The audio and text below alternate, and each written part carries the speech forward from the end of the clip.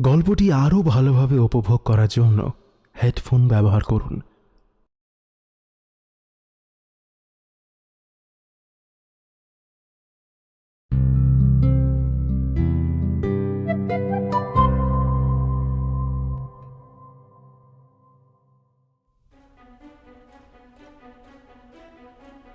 নমস্কার, আজ আমরা একত্রিত হয়েছি শুধু গল্পের জন্য।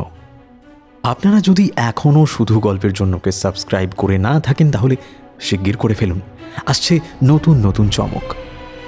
গতকাল শুনেছিলেন প্রখ্যাত লেখক হিমাদ্রি কিশোর দাশগুপ্তর মরুদ্যানে শয়তান প্রথম পর্ব। আজ শুনবেন অন্তিম পর্ব। তাহলে আর দেরি না করে শুরু করছি আজকের গল্প, মরুদ্যানে শয়তান অন্তিম পর্ব।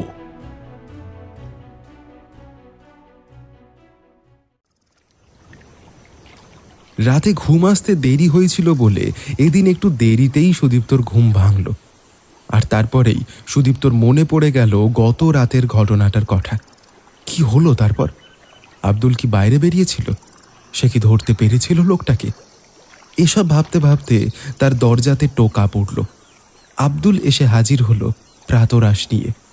দরজা খোলার পরে সে যখন টেবিলে প্রাতরাশ নামিয়ে রাখল, তখন সুদীপ্ত তাকে প্রশ্ন করল, কালকে রাত্রে ওই লোকটা কে ছিল যে ওই প্রাচীর টপকে পালালো? প্রশ্ন শুনে মৃদু চমকে উঠে আব্দুল তাকালো সুদীপ্তর দিকে। সুদীপ্ত এবার খেয়াল করল যে আব্দুলের একটা চোখের নিচে বেশ ভালো রকম কালশিটে পড়ে ফুলে আছে, স্পষ্ট আঘাতের চিহ্ন। গত রাতে কোনো মারপিটের চিহ্ন নাকি? সুদীপ্তর প্রশ্নের জবাবে আরবি ভাষায় লোকটা কি যেন বলল, তারপরে ঘর ছেড়ে বেরিয়ে গেল। মুখ হাত ধুয়ে প্রাতরাশ খেয়ে হ্যারম্যানের খোঁজে ঘরের বাইরে বেরোলো সুদীপ্ত। বারান্দা দিয়ে এগিয়ে সুদীপ্ত দেখতে পেল যে বাড়িটাতে ঢোকার মুখের বারান্দায় যেখানে চেয়ার পাতা থাকে, সেখানে বসে মৃদু স্বরে কথাবার্তা বলছেন হ্যারম্যান আর ক্রো। সুদীপ্ত তাদের সামনে উপস্থিত হতেই দুই বন্ধু কথা থামিয়ে তাকালেন তার দিকে। সুদীপ্ত তাদের উদ্দেশ্যে গুড মর্নিং জানিয়ে একটা চেয়ারে বসে হ্যারম্যানকে প্রশ্ন করল, আপনার শরীর কেমন আছে? আপাতত ব্যথাটা একটু কম। তবে ফেরার পথে শহরে গিয়ে একজন ভালো ডাক্তার দেখাতে হবে, বুঝতে পারলে? নইলে পুরোপুরি সুস্থ হওয়া যাবে বলে তো মনে হচ্ছে না। এই কথা শোনার পরে সুদীপ্ত তাদের কাছে বলল গত রাতে দেখা তার ঘটনার কথা। তা শুনে ক্রো বলল, আমরা ওই ব্যাপারটা নিয়ে আলোচনা করছিলাম। সম্ভবত যে লোকটা মরুদ্যানে প্রবেশ করেছিল সে একজন চোর। সানলায়ন্টের অভ্যাস হলো সারাদিন ঘুমায় আর রাতে জেগে উঠে খাবারের জন্য ডাক ছাড়ে। তখন আব্দুল গিয়ে ওকে খাবার দিয়ে তারপর রাতে ঘুমোতে যায়। কাল রাতেও আব্দুল খাবার দিতে গেছিল সিংহটাকে। ঠিক সেই সময় লোকটার মুখোমুখি হয়ে যায় আব্দুল। সে কিছু বুঝে ওঠার আগেই লোকটা তার মুখে ঘুষি মারে, তারপর প্রাচীর টপকে পালায়। যে দৃশ্য আপনার চোখে পড়েছে। এই মরুভূমির মধ্যে চোর আসে কোথা থেকে? আশেপাশে তো কোনো জনবসতিও নেই। অনেক সময় অপরাধীরা পুলিশের হাত এড়াবার জন্য মরুভূমিতে পালিয়ে আসে। তারা অনেক সময় খাদ্য পানীয়ের সন্ধানে বা চুরির লোভে মরুদ্যানে হানা দেয়। আমি মরুদ্যানটা কেনার পরও কয়েকবার এ ঘটনা ঘটেছিল, যে কারণে চিতাটা এনেছিলাম আমি। ভাগ্য ভালো গতকাল লোকটা চিতাবাঘটার মুখে পড়েনি, তাহলেও বাঁচত কিনা সন্দেহ। তো আপনার অতিথি আজ কখন আসছেন? বিকাল নাগাদই এসে পড়বেন। এখানেই রাত্রিবাস করবেন তিনি। শেখ সম্ভবত দুরাত এখানে থাকবেন। কিছু লোকজনও তার সঙ্গে নিশ্চয়ই আসবে। আচ্ছা, আপনার সঙ্গে শেখের যোগাযোগ হলো কিভাবে? কয়েক বছর আগে একবার আমি এখানে এক জায়গাতে উটের দৌড় দেখতে গেছিলাম। ঘোড় দৌড়ের মতো বাজি রেখে অনেক বড় বড় উটের দৌড় প্রতিযোগিতা করা হয় এখানে। শেখ আমিরদের মতো ধনী মানুষ থেকে শুরু করে সাধারণ মানুষরাও ওই দৌড় দেখতে যায়। ওই উটের দৌড়ের জায়গাতেই শেখের সঙ্গে আমার পরিচয় হয়। আমার পরিচয় জানার পর কথা প্রসঙ্গে তিনি আমাকে বলেছিলেন যদি আমি কখনো মরুদ্যানটা বিক্রির কথা ভাবি তবে যেন তাকে একবার জানাই। কাজেই কিছুদিন আগে যখন এই জায়গাটা বিক্রি করবো বলে সিদ্ধান্ত নিলাম, তখন তাকে ব্যাপারটা জানালাম। তার সঙ্গে যখন আমার সাক্ষাৎ হয়েছিল তখন আমি কথা প্রসঙ্গে জেনেছিলাম যে তিনি পশু পাখির ব্যাপারেও প্রবল আগ্রহী। তার প্রাসাদেও একটা চিড়িয়াখানা আছে। তবে সানলায়নের ব্যাপারটা কিন্তু আমি প্রথমে তাকে জানাইনি। সেটা আমি তাকে জানালাম 3 দিন আগে। হেরম্যান যখন এখানে এসে প্রাণীটার পরিচয় সম্পর্কে নিশ্চিত বোধ করল তখন। আর সানলায়নের খবরটা শুনেই বেন কাসে বললেন তিনি এখানে আসছেন। একটানা কথাগুলো বলার পরে একটু থেমে ক্রো সুদীপ্তকে বলল, আপনাকে একটা ছোট সাহায্য করতে হবে। কি সাহায্য? শেখের মন মেজাজ যদি এখানে এসে ভালো থাকে তবে তিনি সানলায়ন বা এই মরুদ্যানের দামের ব্যাপারে বেশি দরাদরি করবেন না। তাকে আমার খুশি রাখা দরকার। এই সব ধনী শেখেরা দেশ বিদেশে নানান গল্প শুনতে খুব ভালোবাসে। গল্প শুনবার জন্য এদের প্রাসাদে মাইনে করা কর্মচারীও থাকে। বিন কাসেমও এর ব্যতিক্রম নন। হেরম্যানের যা গলার অবস্থা তাতে তো সে গল্প শোনাতে পারবে বলে মনে হয় না। আপনি যদি শেখকে আপনাদের কোনো একটা অভিযানের কথা শোনান তবে ভালো হয়। হেরম্যান আর আপনার কথাও আমি শেখকে বলেছি। তিনিও আপনাদের সঙ্গে পরিচিত হতে ও কথা বলতে আগ্রহী। ঠিক আছে, গল্প শোনাবো, কিন্তু কোন অভিযানের কথা তাকে বলা যায় বলুন তো? সুদীপ্ত প্রশ্নটা করলো হ্যারম্যানের দিকে তাকিয়ে। হ্যারম্যান জবাব দিলেন, তুমি নির্বাচন করো না কোন গল্পটা শোনাবে। ইন্দোনেশিয়ার মুন্দা দ্বীপে সোনার কোমোডো ড্রাগনের খোঁজে অভিযানের কাহিনীটাই তবে বলবো, কি বলেন? এই ঘটনার কথা হ্যারম্যান তার বন্ধুকে কখনো শুনিয়েছেন কিনা সুদীপ্তর জানা নেই, কিন্তু ক্রো সুদীপ্তর কথা শুনে বললেন, হ্যাঁ, ওটাই ভালো গল্প। সোনার সিংহ কিনতে আসা শেখকে সোনার ড্রাগনের গল্প শোনানোই ভালো। এই কথা বলার পরে ক্রো উঠে দাঁড়িয়ে বলল, যাই দেখি আব্দুল অতিথি আপ্যায়নের ব্যাপারে কতটা কাজ সম্পন্ন করলো। ওকে আবার বাইরেও পাঠাতে হতে পারে। আমি আসছি। হ্যাঁ। ক্রো চলে গেলেন। সুদীপ্ত আর হ্যারম্যান বসে রইলেন। টুকটাক কিছু কথাবার্তার পরে হ্যারম্যান বললেন, আমি বরং এবার ঘরে যাই, কেমন? ওই শেখ এলে তো ভদ্রতা বশত কিছু কথা তার সঙ্গে বলতেই হবে। তার আগে বরং গলাটাকে একটু বিশ্রাম দেওয়া দরকার। হ্যাঁ, আমি একটু ঘরেই যাই। এ কথা বলে উঠে দাঁড়ালেন তিনি। অগত্যা সুদীপ্তকেও উঠে দাঁড়াতে হলো। হ্যারম্যান চলে যাবার পরে বাড়ির বাইরে জমিতে নেমে কিছুক্ষণ সুদীপ্ত উদ্দেশ্যহীনভাবে হাঁটাহাঁটি করল। হ্যারম্যানের গলার ব্যথার ব্যাপারটা মাঝে মাঝেই ভাবিয়ে তুলছে সুদীপ্তকে। হ্যারম্যানের গলাতে খারাপ কোনো অসুখ হয়নি তো? এই প্রশ্নটা ঘুরপাক খেতে লাগলো সুদীপ্তর মনে। বাগানে হাঁটতে হাঁটতেই একসময় প্রচণ্ড গরম অনুভূত হলো তার। রোদের তেজ ক্রমশ বাড়তে শুরু করেছে। তাই বারান্দা থেকে সুদীপ্ত আবার নিজের ঘরে ফিরে এলো। সকালের বাকি সময়টা আর দুপুরটা নিস্তরঙ্গভাবেই কেটে গেল সুদীপ্তর। তবে এর মধ্যে সে শেখকে যে গল্পটা শোনাবে তা মনে মনে গুছিয়ে নিল। বিকেল হতেই সুদীপ্ত তৈরি হয়ে নিল ঘরের বাইরে বেরোবার জন্য। সকালে ওই টুকটাক কথার মাঝে হ্যারম্যান তাকে একবার বলেছিলেন যে শেখের অভ্যর্থনার সময় আরবি আলখাল্লা পড়াই ভালো, তাই সেই পোশাকই সুদীপ্ত পরল। ঠিক 5টার সময় টোকা পড়ল সুদীপ্তর দরজায়। সুদীপ্ত দরজা খুলতেই হ্যারম্যান তাকে বলল, শেখদের দেখা যাচ্ছে সুদীপ্ত, চলো, আর কিছুক্ষণের মধ্যেই এসে পড়বেন তারা, এসো। হ্যারম্যানের সঙ্গে বাড়ির বাইরে বেরিয়ে সুদীপ্ত দেখল যে ক্রো আর আব্দুল দাঁড়িয়ে রয়েছে সেখানে। অতিথিকে স্বাগত জানাবার জন্য তাদের দুজনের পরনেই নতুন আলখাল্লা, মাথায় স্কার্ফ।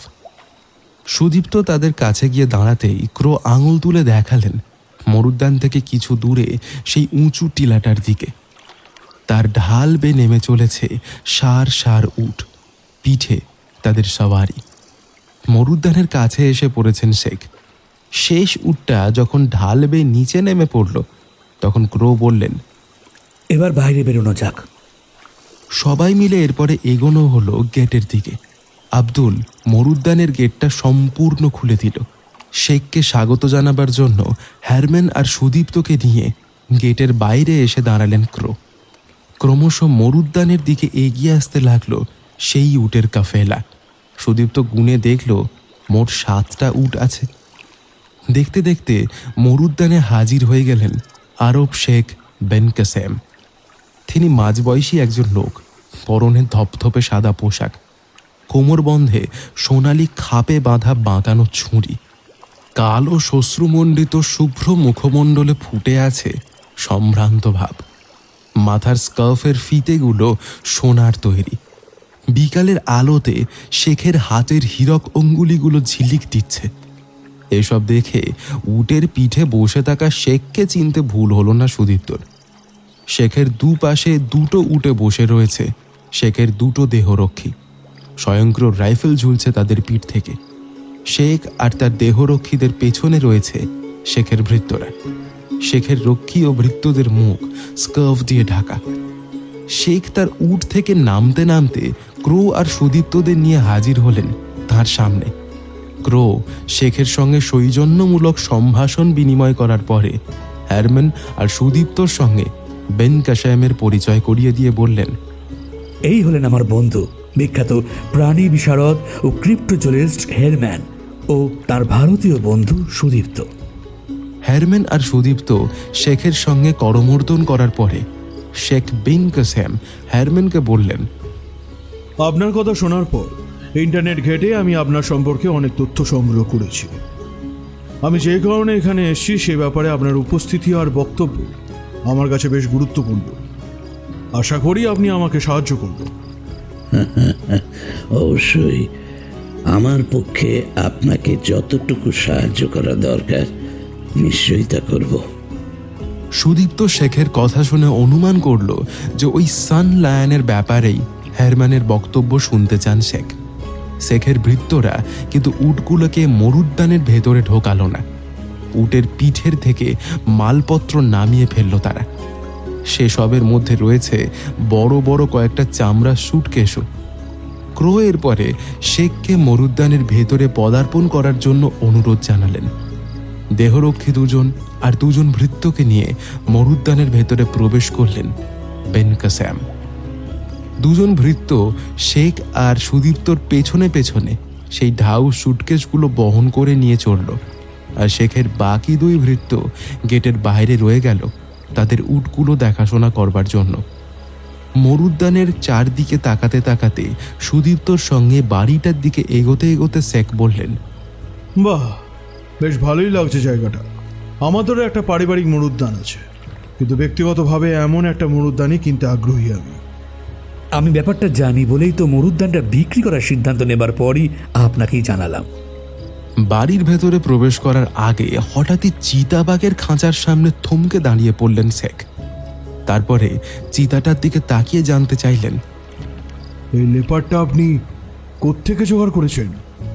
আমাদের হলিউড সিনেমাতে কয়েকজন লোক আছে যারা পশু পাখি সরবরাহ করে, তাদেরই একজনের থেকে কিনে এখানে এনেছিলাম। রাতেও ছাড়া থাকে, পাহারাদারের কাজ করে। আপাতত আজ রাতে চিতাকে ছেড়ে রাখার কোনো দরকার নেই। আমার অস্ত্রধারী রক্ষীরাই রাত পাহারা দেবে। প্রাণীটা ছাড়া থাকলে অপরিচিত লোক দেখে কোনো বিপত্তি ঘটাতে পারে। ঠিক আছে, প্রাণীটাকে রাতে আটকে রাখা হবে। সেই প্রাণীটা কোথায়? যাকে দেখার জন্য আমি নিজে ছুটে এলাম। শুধু মরুদ্যান কেনা ব্যাপার থাকলে সেটা আমার লোকেরাই এসে করে যেতে পারত। সুদীপ্ত বুঝতে পারল শেখ সান লায়নের খোঁজ করছেন। ক্রো বললেন, বাড়ির পিছনে এক জায়গায় থাকার ব্যবস্থা। আপনি আগে একটু বিশ্রাম নিয়ে আহার পানীয় গ্রহণ করে নিন, তারপর না হয় আপনাকে নিয়ে যাব। অনেকটাই পথ এসছি। বিশ্রাম করে তাজা হতে আমার বেশ খানিকটা সময় লেগে যাবে। তখন অন্ধকার নেমে যাবে। কাল সকালে দিনের আলোতে আমি ভালো করে ওকে দেখব।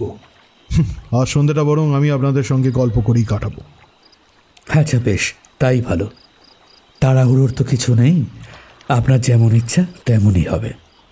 শেখের দেহরক্ষী 2জন কিন্তু বাড়ির ভেতরে প্রবেশ করল না। বাড়িতে ঢোকার মুখে দুপাশে দাঁড়িয়ে পড়ল তারা। শুধু শেখের ভৃত্য অথবা অনুচর 2জন বাক্সগুলো নিয়ে শেখের সঙ্গে বাড়ির ভেতরে প্রবেশ করল।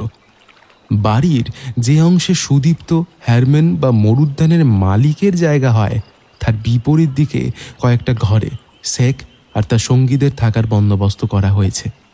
শেখের থাকার জন্য বেশ বড় একটা ঘর নির্বাচন করা হয়েছে। তার মেঝে মুড়ে ফেলা হয়েছে গালিচায়।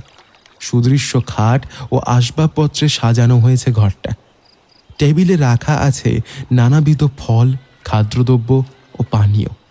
শেখকে খুশি করবার জন্য যথাসম্ভব চেষ্টা করেছেন ক্রো। সুদীপ্ত একটা জিনিস অনুমান করল, ক্রো নিজে একজন ধনকুবের ও অভিনেতা, কিন্তু সম্ভবত ক্রো নিজে জানেন যে শেখ বিন কাসেমের অর্থ সম্পত্তির পরিমাণের তুলনায় তার নিজের সম্পত্তি কিছুই নয়। শেখকে যথাসম্ভব আরাম আয়েসে রাখতে চেষ্টা করার অন্যতম কারণ এটিও। নিজের ঘরে প্রবেশ করার পরে শেখ জানালেন এখন তার জন্য ক্রো বা তার লোকেদের ব্যতিব্যস্ত হওয়ার প্রয়োজন নেই। এখন তিনি বিশ্রাম নেবেন। নির্দিষ্ট সময়ে তিনি ডাক পাঠাবেন গল্পগুজব কথাবার্তা বলার জন্য। ক্রোর সঙ্গে সুদীপ্ত, হ্যারম্যান এরপর তার শেখের ঘরের কাছ থেকে সরে এলো। শুধু শেখের ঘরের বাইরে দাঁড়িয়ে রইল আব্দুল, যদি কোনো কারণে শেখের কিছু প্রয়োজন হয় সেই জন্য। নিজেদের ঘরের দিকে আসার পরে ক্রো নিজের ঘরে ফিরে গেলেন। সুদীপ্ত হ্যারম্যানকে বলল, আচ্ছা, শেখ বিন কাসেমকে দেখে আপনার কি মনে হলো? লোকটা যে শুধু ধনী তাই নয়, ওর চলাফেরা, কথাবার্তা এ সমস্ত বুঝিয়ে দিচ্ছে যে এই মরুদেশের অভিজাত সম্প্রদায়ের রক্ত প্রবাহিত হচ্ছে ওর ধমনীতে। একদম একদম নিখুঁত ইংরেজিতে কথা বলছেন, অর্থাৎ শুধু অর্থ নয়, পেটে বিদ্যাও আছে। এই কথা বলার পরে হ্যারম্যান বললেন, তুমি এখন ঘরে যাও সুদীপ্ত, শেখের ডাক এলে আমি তোমাকে ডেকে নেব, কেমন তো? যাও। তার কথা শুনে নিজের ঘরে ফিরে এলো সুদীপ্ত। প্রায় 2 ঘন্টা পরে হ্যারম্যান তাকে ডাকতে এলেন। তার সঙ্গে শেখ কাসেমের ঘরে ঢুকে সুদীপ্ত দেখল ইতিমধ্যে ক্রো সে ঘরে উপস্থিত হয়েছেন। বেশ কয়েকটা কাঁচের আবরণে ঢাকা তেলের বাতি জ্বালানো হয়েছে ঘরে। তাতে ঝলমল করছে ঘরটা। গোলাপ জল বা অন্য কোনো সুগন্ধির সুবাসে ভেসে বেড়াচ্ছে ঘর। একটা টেবিলে বসে কথা বলছিলেন শেখ আর ক্রো। হ্যারম্যান আর সুদীপ্তকে দেখে শেখ বললেন, আসুন আপনারা, আপনাদের থেকে গল্প শুনব। শেখের আহ্বানে সুদীপ্ত আর হ্যারম্যান সেই টেবিল সংলগ্ন চেয়ারে বসল। শেখের 2 ভৃত্য তাদের কিছুটা তফাতে দাঁড়িয়ে। তাদের মুখ এখনো হেডস্কার্ফের আবরণে ঢাকা। শুধু তাদের চোখ দুটোই দেখা যাচ্ছে। হয়তোবা এটাই তাদের রীতি। প্রথমে টুকটাক কথাবার্তা শুরু করলেন শেখ। সুদীপ্তকে তিনি জানালেন একবার তিনি ইন্ডিয়া গেছিলেন একটা অনুষ্ঠানে যোগ দিতে। এরপরে তিনি বেশ কিছুক্ষণ হলিউড সম্পর্কে খোঁজ খবর নিলেন ক্রোয়ের কাছ থেকে। সেখানকার লোকজন কেমন, কিভাবে সিনেমা বানানো হয়, এসব ব্যাপারে শেখ কাসেমকে নানান তথ্য জানালেন অভিনেতা ক্রো। ক্রোয়ের সঙ্গে কথাবার্তা বলার পরে তিনি হ্যারম্যানকে বললেন, আপনারা তো ক্রিপ্টোজুয়োলজিস্ট, এই শব্দ সম্পর্কে আমার একটা ধারণা আছে। তবুও আপনার কাছ থেকে এই ক্রিপ্টোজুয়োলজির ব্যাপারে স্পষ্টভাবে জেনে নিতে চাই। হ্যারম্যান ভাঙা ভাঙা গলায় বলতে শুরু করলেন, এই পৃথিবীতে এমন কিছু প্রাণীর সম্বন্ধে শোনা যায় যাদের দেখা যায় লোককথা, উপকথা বা গল্প কাহিনীতে, অথবা এমন কোনো প্রাণী যা বহু লক্ষ বছর আগে পৃথিবী থেকে বিলুপ্ত হয়ে গেছে।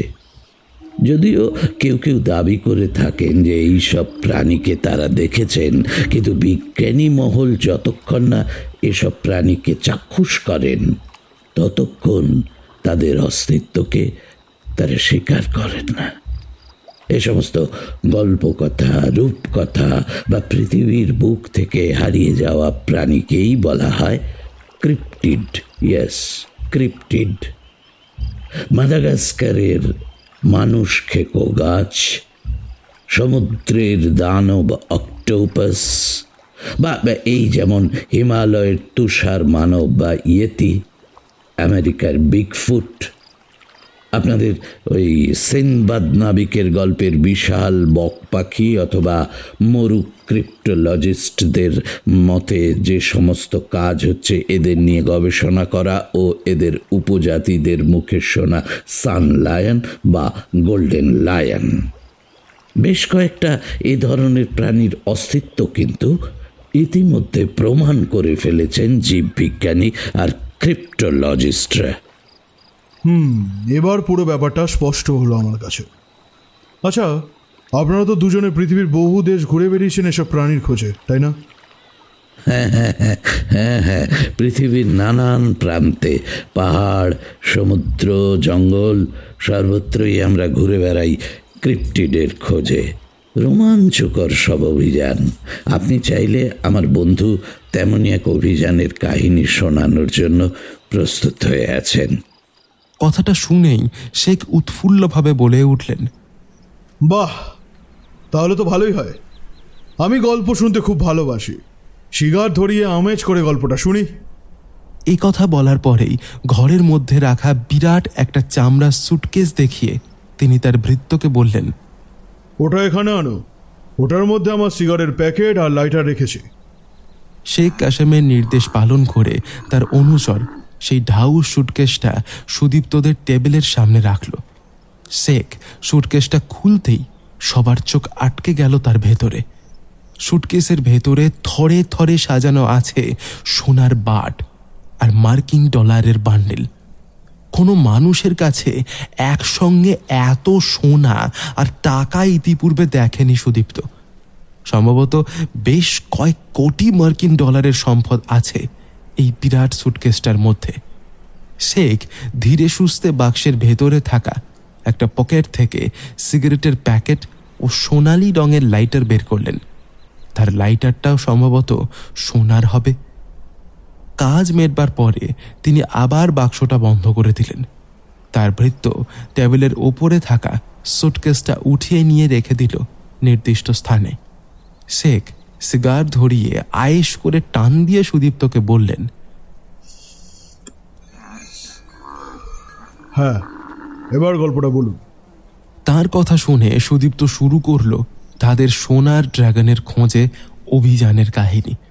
কিভাবে তারা ইন্দোনেশিয়ার অভিযানে গেল, কিভাবে তারা গিয়ে পৌঁছলো জঙ্গলের ভেতরে প্রাচীন মন্দিরে সোনার ড্রাগনের আবাসস্থলে, কিভাবে সুদীপ্তরা সোনার ড্রাগন আর পৃথিবী থেকে হারিয়ে যাওয়া এক বামন উপজাতির সন্ধান পেল। এসব রোমাঞ্চকর ঘটনার বিবরণ দিয়ে যেতে লাগলো সে। শেখ শুনতে থাকলেন সুদীপ্তর কাহিনী। বাইরে বেড়ে চলল রাত। সুদীপ্তর গল্প বলা যখন শেষ হলো তখন রাত 10টা বেজে গেছে। তার গল্প বলা শেষ হতেই শেখ বলে উঠল, আরে তোফা তোফা তোফা, আপনার এই কাহিনী আমার অনেক দিন ধরে মনে থাকবে। খুব সাহসী লোক আপনারা। এ কথা বলার পরেই শেখ চেয়ার ছেড়ে উঠে দাঁড়িয়ে বললেন, কাল সকালে তাহলে আবার দেখা হচ্ছে আপনাদের সঙ্গে। আমার এখন ডিনারের সময় হয়ে গেছে। শেখের ঘর থেকে বেরিয়ে ক্রো আব্দুলের সঙ্গে এগোলেন অন্যদিকে, আর হেরম্যানের সঙ্গে সুদীপ্ত এগোলো নিজের ঘরে ফেরার জন্য। বারান্দায় গিয়ে হাঁটতে হাঁটতে সুদীপ্ত বলল, লোকটা কত টাকার সোনা নিয়ে ঘোরেন দেখলেন? আরে সব টাকা ওদের কাছে সামান্য। সম্ভবত শেখ মরুদ্যানটা কেনার জন্য প্রস্তুত হয়ে এসেছেন। সোনা বা নগদেই এখানে সম্পত্তির হাত বদল হয়। এবার যা আমার অবস্থা হলো তাতে দুজনের একান্তে আড্ডা দেওয়াটা হচ্ছেই না। আর কি করা যাবে। কাল আশা করি কেনাবেচার ব্যাপারটা ভালোভাবে মিটে যাবে। হ্যাঁ, তাহলে পরশুই বেরিয়ে পড়বো আমরা। কেমন? আবুধাবি থেকে সোজা দুবাই যাব। সেখানে ভালো ডাক্তার দেখিয়ে তোমার সঙ্গে কটা দিন সময় কাটিয়ে তারপর রিটার্ন টু মাই হোম, দেশে ফিরবো। বাহ, বেশ ভালো পরিকল্পনা। তবে তাই হবে। এরপরে হ্যারম্যান নিজের ঘরে ফিরে গেলেন আর সুদীপ্ত নিজের ঘরে ফিরে এলো। আধ ঘন্টা পরে আব্দুল রাতের খাবার নিয়ে এলো। খাওয়া সেরে শুয়ে পড়ল সুদীপ্ত। এ রাতে কিন্তু শোবার সঙ্গে সঙ্গেই ঘুম নেমে এলো তার চোখে। তবে তার ঘুম কিন্তু ঘণ্টাখানেকের বেশি স্থায়ী হলো না। সিংহটা রোজ নির্দিষ্ট সময়েই ডাকে। সুদীপ্তর সেই ডাকেই ঘুম ভাঙল। পাশ ফেরে শুয়েছিল সে। বাইরে চাঁদের আলো। জানলার কিছুটা তফাতে দাঁড়িয়ে আছে খেজুর গাছের গুঁড়িটা। সেই দিকে তাকিয়ে রইল সে। কয়েক মিনিট পরে হঠাৎই তার মনে হলো গাছের গুঁড়িটা যেন একটু নড়ল। ভালো করে তাকাবার পরেই সে বুঝতে পারল গুঁড়ি নয়, আসলে একটা মানুষ দাঁড়িয়ে আছে গুঁড়ির গায়ের সঙ্গে মিশে। সে লোকটাই নড়ল।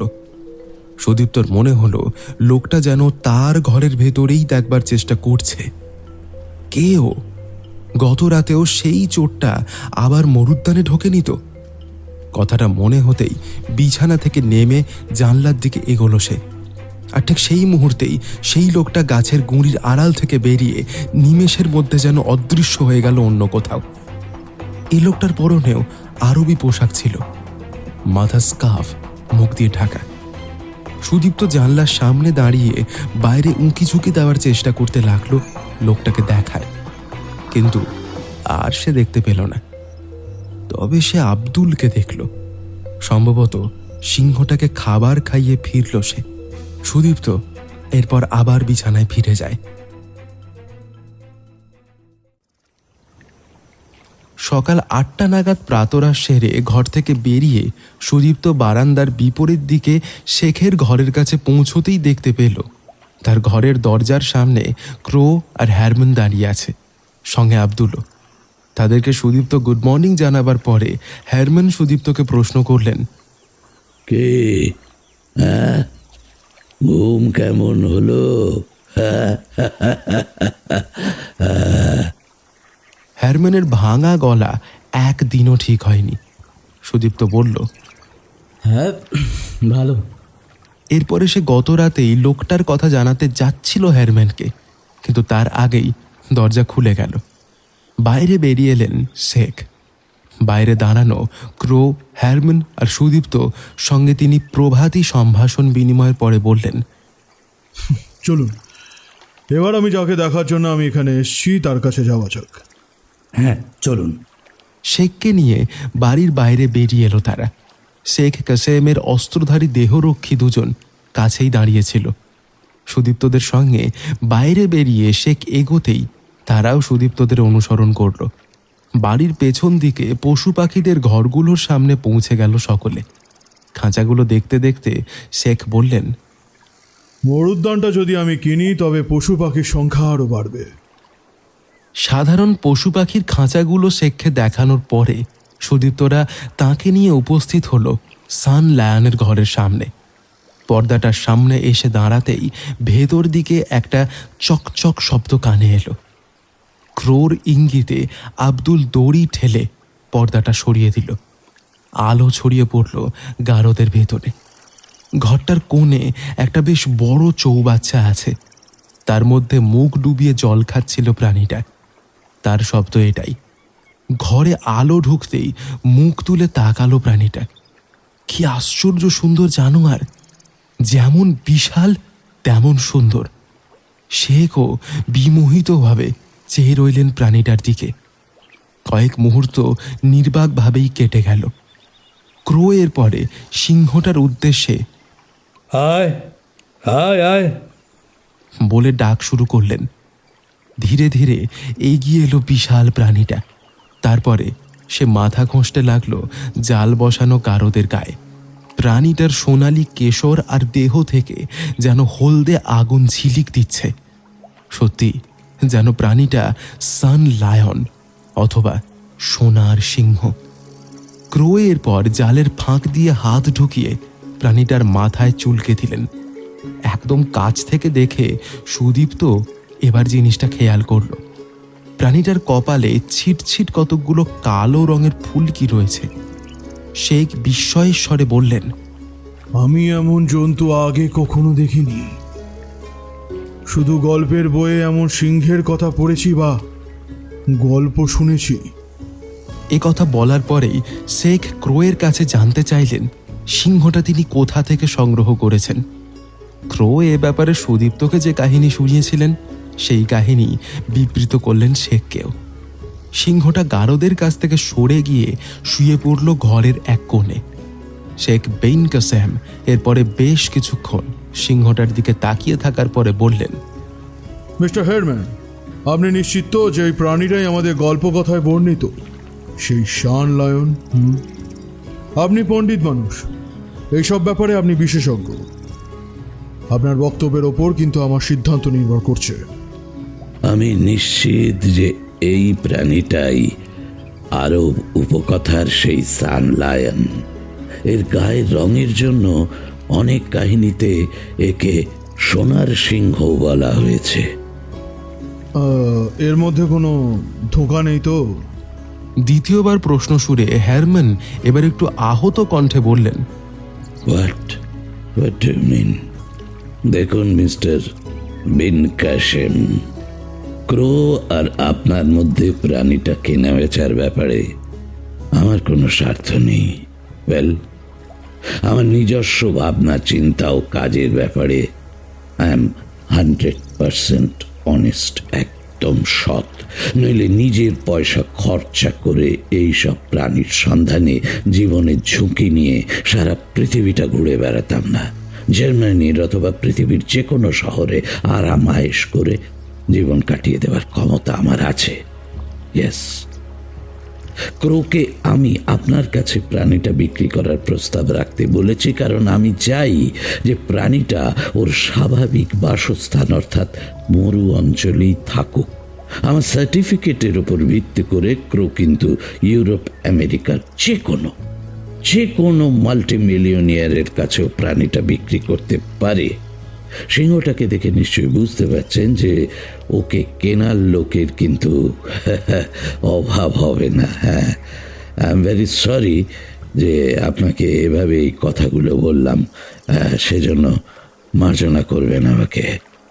হেয়ারম্যানের মনের ভাব বুঝতে পেরে শেখ বললেন, আমার কথায় আপনি আহত থাকলে আমি দুঃখিত। আসলে আমি তো প্রাণী বিশেষজ্ঞ নই, তাই প্রাণীটাকে কেনার আগে ওর পরিচয় সম্পর্কে আমার নিশ্চিত হওয়া খুব প্রয়োজন। ওটা সাধারণ সিংহ হলে ওর সম্পর্কে আপনাকে আমি প্রশ্ন করতাম না। আচ্ছা, তাহলে আমি প্রাণীটাকে কিনতে রাজি আছি।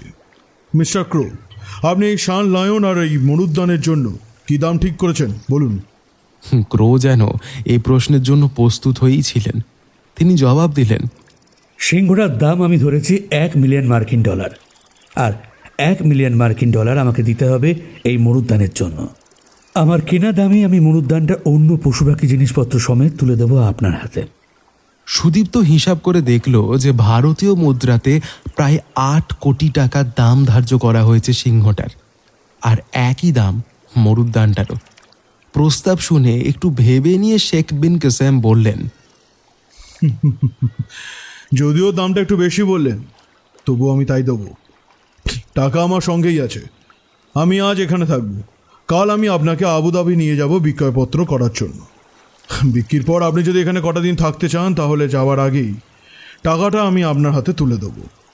না, সম্পত্তি আর সিংহটা বিক্রি করার পর আমি আর এই জায়গার মায়া বাড়াবো না। আবুধাবি থেকেই দেশে ফেরার জন্য রওনা হয়ে যাব।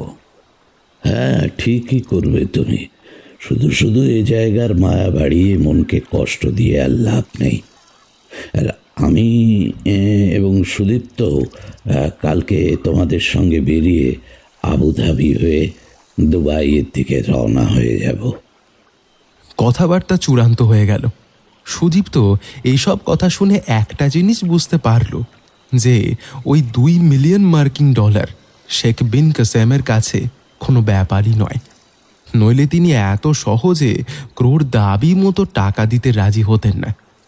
সান লায়নটা এরপরে সম্ভবত ঘুমোবার জন্য গড়াগড়ি দিতে শুরু করলো। সে জানলই না তার মালিকানা বদলের কথা পাকা হয়ে গেল। আব্দুল পর্দাটা টেনে দিল।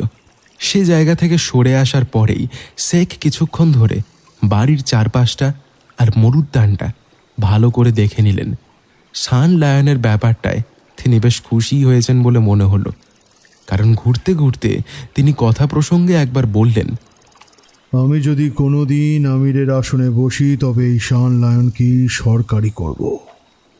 রোদ ক্রমশ কড়া হতে শুরু করেছে, তাই শেখের মরুদ্যান দেখবার পরে সবাই আবার বাড়ির ভেতরে প্রবেশ করল। ক্রো শেখকে নিয়ে চললেন শেখের ঘরের দিকে।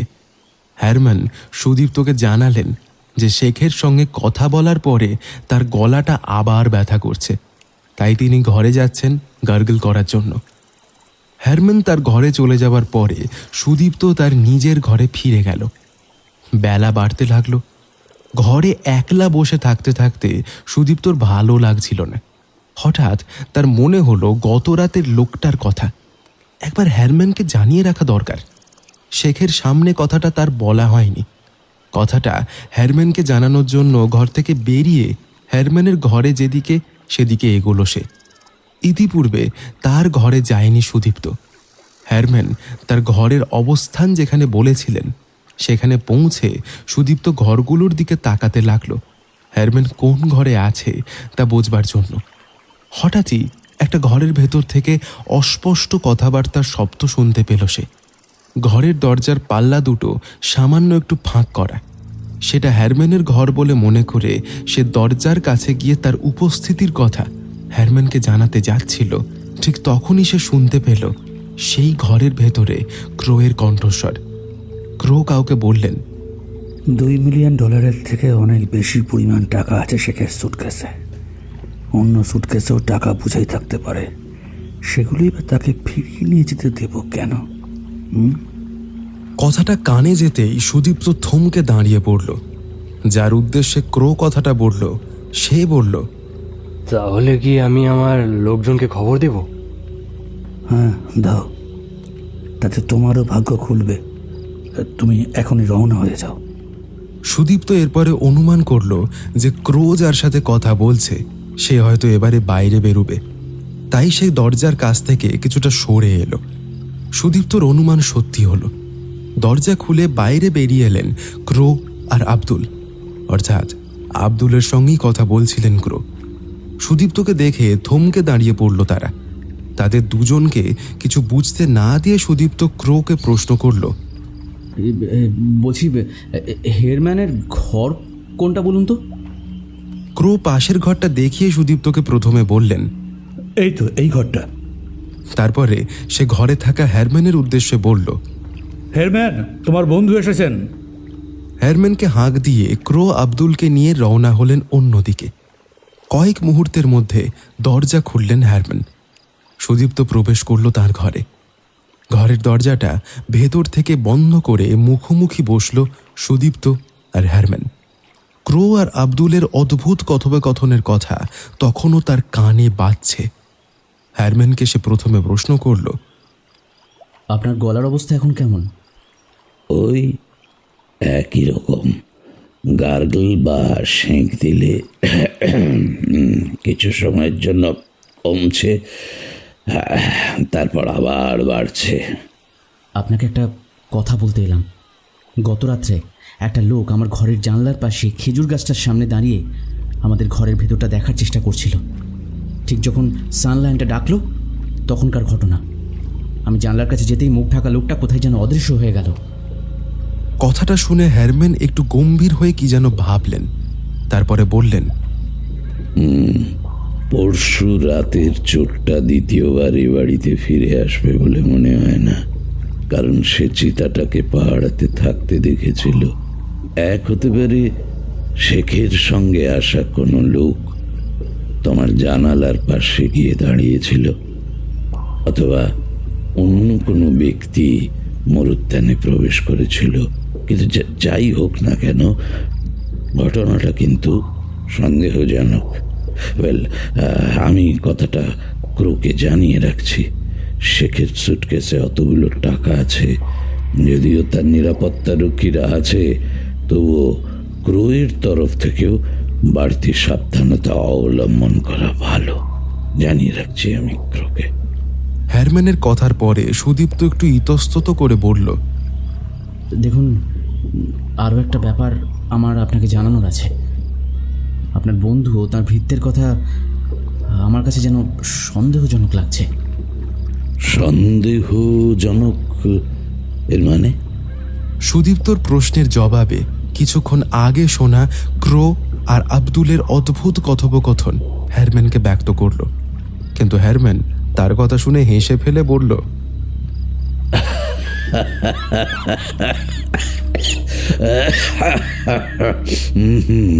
আচ্ছা আচ্ছা, এই ব্যাপার। সুদীপ্ত, এই ব্যাপারটা আসলে হলো, ক্রো একটা উটের রেসের আয়োজন করতে চায় শেখের জন্য। ওয়েল, আব্দুলের পরিচিত একদল লোক আছে যারা উটের দৌড় করায়। শেখ উটের দৌড় ভালোবাসেন, তো এই দৌড়ের আয়োজন করলে শেখ নিশ্চয়ই খুশি হয়ে আব্দুলকে তার সুটকেস থেকে বকশিস দেবেন। আর শেখদের বকশিস মানে জানো তো, কয়েক হাজার ডলারও হতে পারে।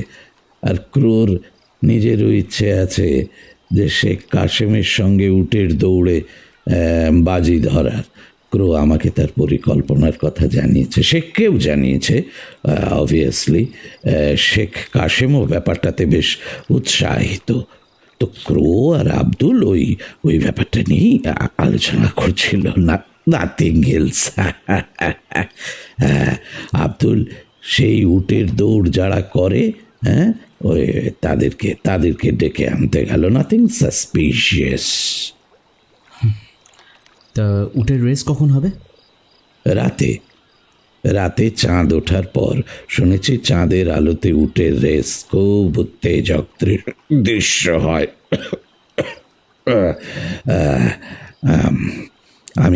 তুমি সবাই খুব এনজয় করবো ব্যাপারটা, দেখবে। হ্যারম্যানের সঙ্গে এরপর আরও কিছু টুকিটাকি কথা বলে সুদীপ্ত ঘরে ফিরে এলো। তবে ক্রো আর আব্দুলের কথোপকথন প্রসঙ্গে সুদীপ্তকে হ্যারম্যান ব্যাখ্যা করলেও কেন জানি সেই কথাগুলো ঘুরপাক খেতে লাগলো সুদীপ্তর মনে। সে আর ঘরের বাইরে বেরোলো না। নানান জায়গাতে সে হ্যারম্যানের সঙ্গে গেছে, কিন্তু এই প্রথমবার কোনো এক জায়গায় এসে কেমন যেন একলা মনে হতে লাগলো নিজেকে। হয়তোবা সেটা হ্যারম্যানের সঙ্গে গল্প করতে না পারার কারণেই। দিন কেটে গিয়ে একসময় বিকাল হলো। রোদের তেজ একটু কমতেই সুদীপ্ত ঘর থেকে বেরিয়ে পড়ল। বাড়ির বাইরে পা রাখতেই সে দেখতে পেল ক্রো দাঁড়িয়ে আছেন। সুদীপ্তর সঙ্গে চোখাচোখি হতেই তিনি বললেন, আজ রাতে একটা সুন্দর জিনিস দেখতে পাবেন, সম্ভবত আগে তা কোনোদিন দেখেননি। কি জিনিস? উটের দৌড়। আমারও হয়তো আর এই দৌড় দেখার সুযোগ হবে না। কালই তো আমি এই মরুদ্যান ছেড়ে রওনা হয়ে যাব। তারপর 2-1 দিনের মধ্যেই আরব মুলুক ছেড়ে পাড়ি দেব আমেরিকা। হেরম্যান বলছিলেন আপনি উটের দৌড়ের আয়োজন করেছেন। হ্যাঁ, আব্দুল গিয়ে যারা উটের দৌড়ে অংশ নেবে তাদের সবাইকে খবর দিয়ে এসেছে। সন্ধ্যা নামলেই তারা এসে পড়বে। যাই একবার খোঁজ নিয়ে দেখি সে কী করছেন। এ কথা বলে তিনি বাড়ির ভেতরে ঢুকে গেলেন। সুদীপ্ত একলা ঘুরতে শুরু করলো মরুদ্যানের মধ্যে। দূরে বালু টিলার আড়ালে ধীরে ধীরে সূর্য মুখ লুকোতে শুরু করলো। তার রক্তিম আভা ছড়িয়ে পড়তে লাগলো মরুময় এই পৃথিবীতে। হ্যারম্যানের সঙ্গে বিশ্বের নানান প্রান্তে অভিযানের সুবাদে সুদীপ্ত একটা জিনিস খেয়াল করেছে, যে পৃথিবীর কোনো প্রান্তের পরিবেশ যতই প্রাণহীন অথবা শুষ্ক বা রুক্ষ হোক না কেন, সময় বিশেষে প্রকৃতি তার মধ্যে একটা অপরূপ সৌন্দর্যের সৃষ্টি করেই। এই যেমন এই সূর্যাস্তের সময় এই বালুময় মরুভূমির সৌন্দর্য। সাদা বালির সমুদ্রে যেন কৃষ্ণচূড়ার রং লাগতে শুরু করেছে বিদায়ী সূর্যের আলোতে। এ যেন অপার্থিব সৌন্দর্য। সুদীপ্ত বেশ কিছুক্ষণ মরুদ্যানের মধ্যে ঘুরে বেড়ালো। তারপরে যখন বাড়ির কাছে ফিরে এলো, তখন সে দেখল হ্যারম্যান বাড়ির বাইরে এসে দাঁড়িয়েছেন। সুদীপ্ত পাশে গিয়ে দাঁড়াতেই তিনি প্রথমে আকাশের দিকে তাকিয়ে বললেন, মার্ভেলাস, কি অপরূপ সূর্যাস্ত দেখেছ সুদীপ্ত? হ্যাঁ, সত্যি অপূর্ব। আচ্ছা, তাহলে কালই আমরা রওনা হচ্ছি তো? হ্যাঁ হ্যাঁ হ্যাঁ হ্যাঁ, তেমনই তো কথা আছে। এ কথা বলার পরেই তিনি সুদীপ্তকে প্রশ্ন করলেন, আচ্ছা সুদীপ্ত, তোমার সঙ্গে কোনো হাতিয়ার এনেছো তুমি? ছুরি বা পিস্তল এ ধরনের কোনো কিছু? আমি বহন করি না। যেসব অভিযানে প্রয়োজন হয়েছে তখন আপনিই তো তা সংগ্রহ করেছেন। হঠাৎ এই প্রশ্ন করছেন কেন? কোনো বিপদের সম্ভাবনা দেখছেন নাকি? না না না না না না, সেসব কিছু নয়। আসলে আসলে দুপুরে ঘুমিয়ে ঘুমিয়ে স্বপ্ন দেখলাম তুমি এক হাতে ছুরি আর অন্য হাতে পিস্তল নিয়ে ঘুরে বেড়াচ্ছ। স্বপ্নটা মনে পড়লো তো, তাই মজা করে জানতে চাইলাম। Nothing else, nothing else. Sudipta হাসল হ্যারম্যানের কথা শুনে। ঠিক এই সময় বাড়ির বারান্দায় এসে দাঁড়ালেন ক্রো। হ্যারম্যানের উদ্দেশ্যে তিনি বললেন, তোমার সঙ্গে একান্তে কিছু আলোচনার ব্যাপার ছিল, যদি আমার ঘরে আসো ভালো হয়। ওয়েল, সুদীপ্ত, আমি তাহলে ক্রোয়ের ঘরে আছি। উটের দৌড় দেখার জন্য বাইরে যাওয়ার আগে তোমাকে ডাক দেব। হ্যাঁ, বাড়ির ভেতরে ঢুকে গেলেন হ্যারম্যান। সুদীপ্ত অগত্যা কিছু সময়ের মধ্যে ফিরে এলো। সূর্য ডুবে গিয়ে একসময় অন্ধকার নামল বাইরে। রাত 9টা নাগাদ হ্যারম্যান এসে উপস্থিত হলেন সুদীপ্তর ঘরে। তিনি বললেন, চলো সুদীপ্ত, এবার এবার বেরোতে হবে। বাইরে বেরোনোর জন্য সকলে প্রস্তুত হয়ে গেছেন? এসো। হ্যারম্যানের পিছন পিছন এগিয়ে বাড়ির বাইরে বেরোতেই সুদীপ্ত দেখল ইতিমধ্যে শেখ বিন কাসেম তার অনুচরদের নিয়ে বাড়ির বাইরে এসে দাঁড়িয়েছেন। ক্রো আর আব্দুলও দাঁড়িয়েছে তাদের সঙ্গে। সুদীপ্ত আর হ্যারম্যান তাদের কাছে উপস্থিত হতেই ক্রো বলল, চলুন এবার এগোনো যাক। আজকে সুন্দর চাঁদ উঠেছে, দেখেছেন? অনেক দূর পর্যন্ত স্পষ্ট দেখা যাবে। রেস দেখতে কোনো অসুবিধাই হবে না আমাদের। চলুন চলুন। সবাই মিলে এরপরে এগোনো হলো মরুদ্যানের বাইরের গেটের দিকে। বাইরে বেরোতেই সুদীপ্ত দেখতে পেল গেটের বাইরে উপস্থিত উটের দৌড়ে যোগ দিতে আসা লোকগুলোকে। গেটের এক পাশে উট নিয়ে সার বেঁধে আছে তারা। 15 জন লোক তো হবেই। আর অন্য পাশে রয়েছে শেখের 7টা উট আর 3 জন লোক। শেখ বাইরে আসতেই সব লোকজন যে যেখানে ছিল উঠে দাঁড়িয়ে শেখকে সেলাম জানালো। শেখও মাথা নেড়ে তাদের সেলাম গ্রহণ করলেন। সত্যি চাঁদের আলোতে অপূর্ব সুন্দর আর স্পষ্ট দেখা যাচ্ছে চারপাশটা। এ যেন বালি নয়, শ্বেত শুভ্র মর্মর বিছানো হয়েছে দিগন্ত পর্যন্ত। তার মধ্যে কাছে দূরে দাঁড়িয়ে রয়েছে ছোট বড় টিলা। বড় যে টিলাগুলো আছে সেদিকে বেশ কিছুটা দূরে একটা বড় দণ্ডের মতো পতাকা উঠছে। সেটা দেখিয়ে ক্রো বলল, আব্দুল সব ব্যবস্থাই করে রেখেছে, ওটাই হলো ফিনিশিং পয়েন্ট, ওখানে যাওয়া যাক। আব্দুল এদিক থেকে রেস স্টার্ট করাবে। তবে একটা সমস্যা, আমাদের কাছে তো বন্দুক নেই। আপনারা একজন দেহরক্ষীকে বলুন যে ওখানে থাকবে। আব্দুল বললে সে একটা গুলি ছুড়বে রেস শুরু করবার জন্যে। আমি একটা টর্চ চালিয়ে রেস স্টার্ট করার ইঙ্গিত দেব। ঠিক আছে, তাই হবে। আমি আপনার সঙ্গে $10,000 একটা বাজি ধরতে চাই, আপনার আপত্তি না থাকলে। আপনি উট পছন্দ করুন, আমিও করছি। হ্যাঁ, বাজি না হলে উটের রেস ঠিক জমে না। আমি রাজি।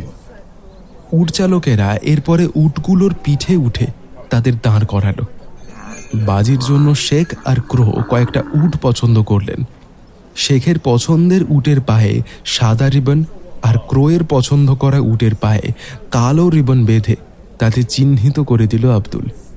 এই কাজ মেটার পরেই শেখ আর তার একজন দেহরক্ষী ও 2 জন অনুচর সমেত ক্রো, হ্যারম্যান, সুদীপ্ত এগোলো ফিনিশিং পয়েন্টের দিকে। সেই পতাকার নিচে পৌঁছে গেল সবাই। সামনে বড় টিলার কাছে একবার তাকিয়ে দেখে নিয়ে শেখ কাসেম ক্রোকে বলল, নিন, এবার শুরু করতে বলুন। সুদীপ্তরা দেখতে পাচ্ছে ওপাশে সার বেঁধে দাঁড়িয়ে ছুটবার জন্য প্রস্তুত হয়ে আছে উটগুলো, একদম নিশ্চল পাথরের মূর্তির মতো।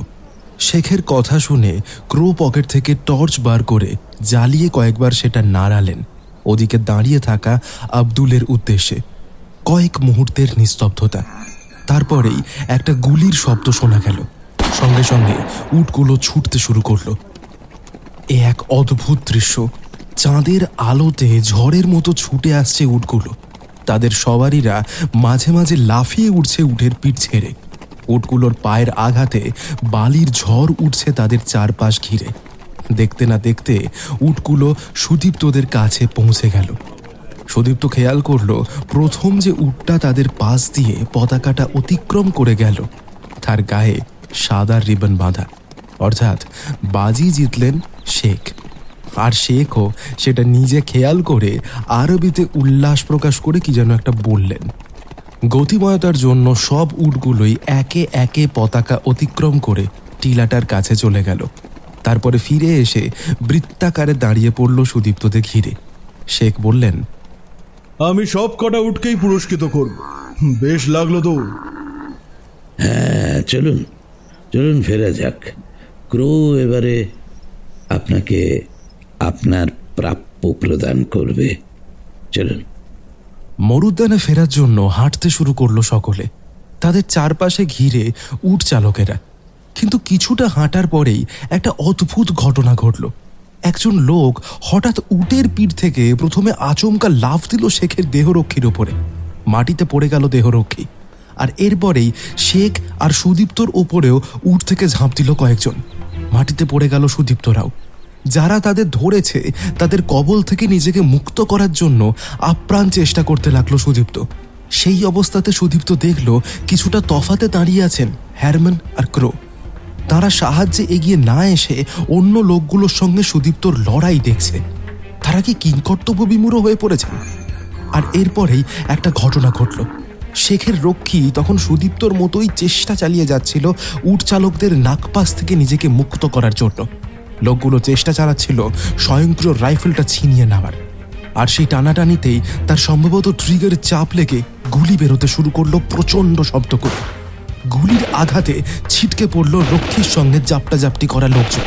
আর এরপরেই সেই গুলির শব্দের প্রত্যুত্তরে যেন একসঙ্গে মরুভূমি কাঁপিয়ে বেশ কয়েকটা বন্দুকের শব্দ শোনা গেল টিলার দিক থেকে। সুদীপ্তকে ঘিরে থাকা উটচালকরাও কেউ কেউ আগ্নেয়াস্ত্র বার করে টিলা লক্ষ্য করে গুলি চালাতে লাগলো। চারপাশে মুহূর্তের মধ্যে এক প্রচণ্ড অরাজক পরিস্থিতির সৃষ্টি হলো। গুলির শব্দ আর চিৎকার চেঁচামেচির আওয়াজে মরুভূমির নিস্তব্ধতা খান খান হয়ে যেতে লাগল। তবে টিলার দিক থেকে আক্রমণের তীব্রতা বেশি। অবিশ্রান্ত গুলি সেদিক থেকে ছুটে আসছে সুদীপ্তর আশেপাশের উট চালকদের লক্ষ্য করে। আর মরুদ্যানের দিক থেকেও শেখের উটগুলো ছুটে আসতে শুরু করলো। তাদের লক্ষ্য যেন যারা সুদীপ্তদের বন্দি করার চেষ্টা করেছিল সেই উটের রেস করতে আসা লোকগুলো। টিলার দিক থেকে আসা গুলির আঘাতে সুদীপ্তর চারপাশে বেশ কয়েকজন লোক উটের পিঠ থেকে মাটিতে ছিটকে পড়ল। তা দেখে সুদীপ্তকে যারা আক্রমণ করেছিল তারা তাকে ছেড়ে দিয়ে উটের পিঠে উঠে পালাতে লাগলো। সুদীপ্ত উঠে দাঁড়িয়ে দেখল চারপাশে যে যার মতো পালাচ্ছে। তার চোখে পড়ল একটা উটের পিঠে উঠতে যাচ্ছে ক্রো, কিন্তু তিনি উটের পিঠে বসার আগেই একটা গুলি এসে লাগলো তার বুকে। মাটিতে পড়ে গেলেন তিনি। যে ভঙ্গিতে ক্রো মাটিতে পড়লেন তাতে সুদীপ্ত অনুমান করল তিনি আর কোনো দিন উঠে দাঁড়াবেন না। সুদীপ্তর কাছেই মাটিতে কারো কাছ থেকে একটা পিস্তল খসে পড়েছিল। ক্রোর অবস্থা দেখার পরেই সুদীপ্ত মাটি থেকে পিস্তলটা কুড়িয়ে নিয়ে নিজের প্রাণ বাঁচাবার জন্য সোজা ছুটতে শুরু করলো মরুদ্যানের দিকে। তার মনে হলো একমাত্র সেখানে পৌঁছলেই হয়তোবা তার রক্ষা পাবার সম্ভাবনা আছে। চারপাশে উট আর মানুষের ছোটাছুটি আর গোলাগুলির মধ্যে দিয়ে ছুটতে ছুটতে কিছুটা ভাগ্যক্রমেই সুদীপ্ত পৌঁছে গেল মরুদ্যানের কাছে। গেটের মুখে কোনো লোক ছিল না। যারা ছিল তারা গিয়ে যোগ দিয়েছে সুদীপ্তর পেছনে যে লড়াই চলছে সেখানে। গেট দিয়ে মরুদ্যানে প্রবেশের আগে সে একবার পেছন ফিরে তাকালো কোথাও হ্যারম্যানকে দেখা যায় কিনা সেজন্য। কিন্তু চাঁদের আলোয় মরুপ্রান্তরে যারা লড়াই করছে বা ছুটে পালাচ্ছে তাদের সকলের পরনেই একই ধরনের পোশাক। বড় টিলার দিক থেকে উটের পিঠে চেপে বহু লোক উপস্থিত হয়েছে সেই পতাকাটার কাছে। যারা বিভিন্ন দিকে ছুটে পালাচ্ছে তাদের দিকে গুলি চালাচ্ছে সেই নবাগত উট আরোহীরা। সে লোকগুলো ভালো কি মন্দ সুদীপ্তর জানা নেই, কাজেই সে আর কাল বিলম্ব না করে ঢুকে পড়ল মরুদ্যানের ভিতর। কিন্তু বাড়িটার দিকে কিছুটা এগিয়েই সে দেখতে পেল হ্যারম্যানকে। তার হাতে শেখের সেই বড় সুটকেসটা যার মধ্যে ডলার আর সোনার বাট আছে। সুটকেসটা বাড়ি থেকে বের করে নিয়ে হ্যারম্যান এগোচ্ছেন বাড়ির পেছন দিকে যাওয়ার জন্য, অর্থাৎ হ্যারম্যান আগেই সেখানে ঢুকে পড়েছেন। হ্যারম্যানের হাতে সুটকেসটা দেখে সুদীপ্তর একটু আশ্চর্য লাগলেও তার পরক্ষণেই সুদীপ্তর মনে হলো হয়তোবা টিলার দিক থেকে যে বড় দলটা আসছে সেই দলটা মরুদস্যুর দল হতে পারে, হয়তোবা শেখের সম্পদ লুট করতেই তারা এসেছে। আর একই চেষ্টা উটের রেসে আসা লোকগুলো হয়তো করতে চেয়েছিল। আর এই ব্যাপারটা বুঝতে পেরেই হ্যারম্যান শেখের টাকা পয়সা তাদের থেকে রক্ষা করার জন্য কোথাও লুকিয়ে ফেলার চেষ্টা করছেন। একথা সুদীপ্ত ভাবতে ভাবতেই হ্যারম্যান অদৃশ্য হয়ে গেলেন বাড়ির পেছন দিকে। তার কাছে যাওয়ার জন্য সুদীপ্ত ছুটল সেই দিকে। বাড়ির পেছন দিকে উপস্থিত হয়েই সুদীপ্ত দেখতে পেল বেবুনগুলো প্রচণ্ড চিৎকার আর লম্ফজম্প শুরু করেছে তাদের খাঁচার মধ্যে। এরপরে সেই খাঁচাগুলোর মধ্যে দিয়ে কিছুটা এগিয়েই সুদীপ্ত দেখতে পেল হ্যারম্যানকে। সুটকেস হাতে তিনি এগোচ্ছেন বাড়ির পেছন দিক দিয়ে কোথাও একটা যাওয়ার জন্য। হ্যারম্যান যখন ঠিক সিংহটার খাঁচার পাশ দিয়ে হাঁটছেন তখন ঠিক সেই সময় সুদীপ্ত তার উদ্দেশ্যে বলল, হেরম্যান, আমিও এসে গেছি। আপনি আপনি কোথায় যাচ্ছেন? সুদীপ্তর কণ্ঠস্বর শুনেই হ্যারম্যান ঘুরে দাঁড়ালেন তার দিকে। তিনি তাকাতেই সুদীপ্ত তাকে উত্তেজিতভাবে বলল, বাইরে কি ঘটছে তা আমি কিছুই বুঝছি না। রেসে যোগ দিতে আসা লোকগুলো হঠাৎই কেন যে আমাদের উপর ঝাঁপিয়ে পড়লো, আর কেন যে টিলার দিক থেকে লোকগুলো তাদের আক্রমণ করার জন্য ছুটে এলো তা আমি বুঝতে পারছি না কিছুতেই। আর ক্রো মারা পড়েছেন। হ্যারম্যান সুদীপ্তর প্রশ্নের জবাব না দিয়ে তার হাতে ধরা পিস্তলটা দেখে ভাঙা গলায় বললেন, সব কথা পরে বলবো, আগে আগে তোমার পিস্তলটা দাও আমাকে, দাও দাও দাও। সুদীপ্ত হ্যারম্যানের নির্দেশ পালন করার জন্য পিস্তলটা নিয়ে এগোলো তার দিকে। কিন্তু এরপরেই আরও একটা কণ্ঠস্বর কানে এলো সুদীপ্তর। কে যেন বলে উঠল, না, পিস্তলটা দিও না ওর হাতে। ও তোমাকে ওই পিস্তল দিয়ে পালাবার আগে মারবে সুদীপ্ত, পিস্তলটা দিও না। দাঁড়িয়ে আছে একজন লোক। সুদীপ্ত তার দিকে তাকাতেই লোকটা তার মুখের আচ্ছাদন খুলে ফেলল। চাঁদের আলোতে লোকটার মুখ দেখে সুদীপ্ত হতভম্ব হয়ে গেল। এও যে হ্যারম্যানের মুখ। তার দুই দিকে দুজন হ্যারম্যান কিভাবে সম্ভব? বিস্মিত হতভম্ব সুদীপ্ত একবার এদিক আরেকবার ওদিক তাকিয়ে দুই হ্যারম্যানকে দেখতে লাগলো। সিংহের খাঁচার কাছে দাঁড়িয়ে থাকা হ্যারম্যানও যেন অবাক হয়ে গেলেন দ্বিতীয় হ্যারম্যানের আবির্ভাবে। অবশ্য এরপর তিনি সুদীপ্তকে বললেন, পিস্তলটা আমাকে দাও সুদীপ্ত, অথবা অথবা এখনই গুলি করো, গুলি করো ওই নকল হেয়ারম্যানকে, হিজ ডেঞ্জারাস, গুলি করো। একথা শুনেই দ্বিতীয় হ্যারম্যান সুদীপ্তর উদ্দেশ্যে বলে উঠলেন, আমি নকল নই সুদীপ্ত। আমার মুখোশ পরে সিংহের খাঁচার সামনে যে লোকটা দাঁড়িয়ে আছে সে কে জানো? সে হলো ক্রো। ইয়েস, ক্রো। আর ক্রোর মুখোশ পরে যে লোকটা গুলি খেয়ে মরল সে হলো এই ক্রোর সহকারী। এ কথার জবাবে প্রথম হ্যারম্যান বলে উঠলেন, ওফো, এই লোকটা নিশ্চয়ই কোনো শয়তান হবে। শেখে টাকা লুট করার জন্য আমার আমার আমার মুখোশ পড়েছে। গুলি করো, গুলি করো সুদীপ্ত, গুলি করো ওকে। দুজনের কথাবার্তা শুনে সুদীপ্তর মাথার ভেতরটা কেমন যেন গুলিয়ে যেতে লাগলো। ওদিকে মরু প্রান্তর থেকে চিৎকারের শব্দ ক্রমশ যেন মরুদ্যানের দিকে ছুটে আসছে।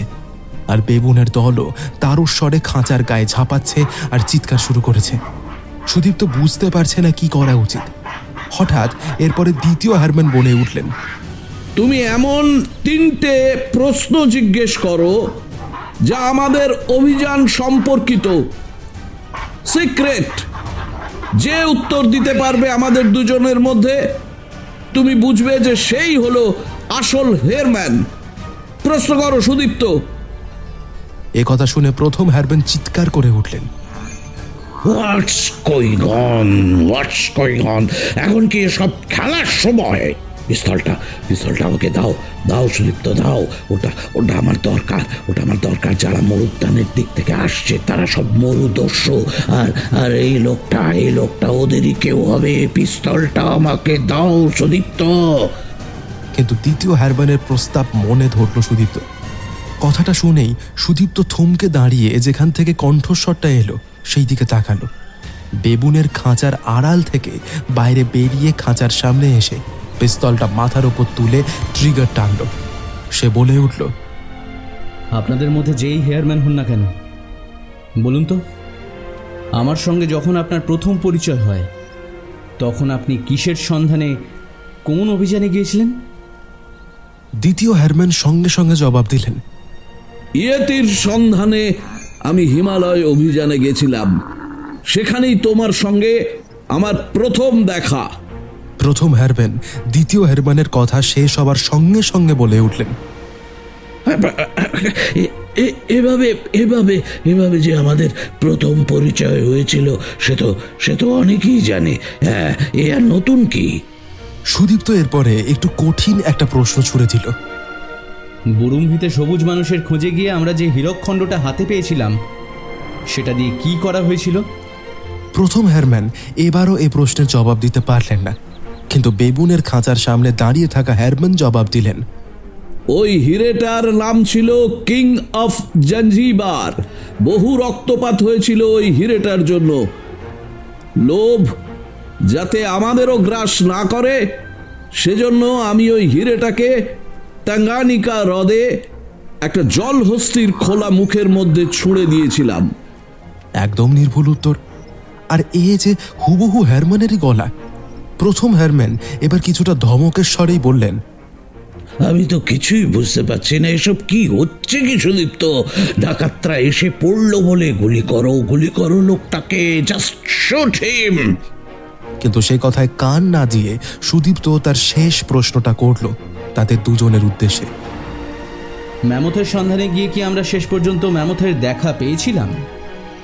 প্রথম হেয়ারম্যান এবারও নিরুত্তর হলেন, কিন্তু দ্বিতীয় হেয়ারম্যান বললেন, হ্যাঁ, দেখা পেয়েছিলাম। যাদের আমরা সাজানো ম্যামথ ভেবেছিলাম তারা আসলে সত্যি ম্যামথ ছিল। সঠিক জবাব। তাছাড়া এই দ্বিতীয় হেয়ারম্যানের কণ্ঠস্বর সত্যিই হেয়ারম্যানের মতো। সুদীপ্তর এবারে বুঝতে অসুবিধা হলো না যে কে আসল আর কে নকল।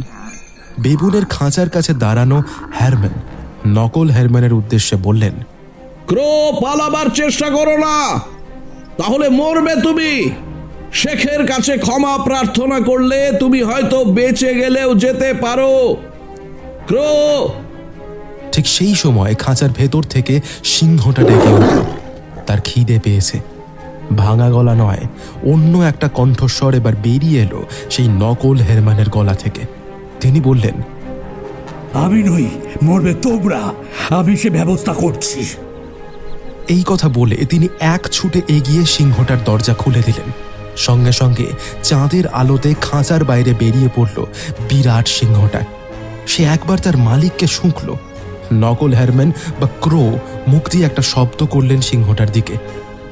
তা শুনে বিশাল জন্তুটা এক পা করে এগোতে থাকলো সুদীপ্তর দিকে।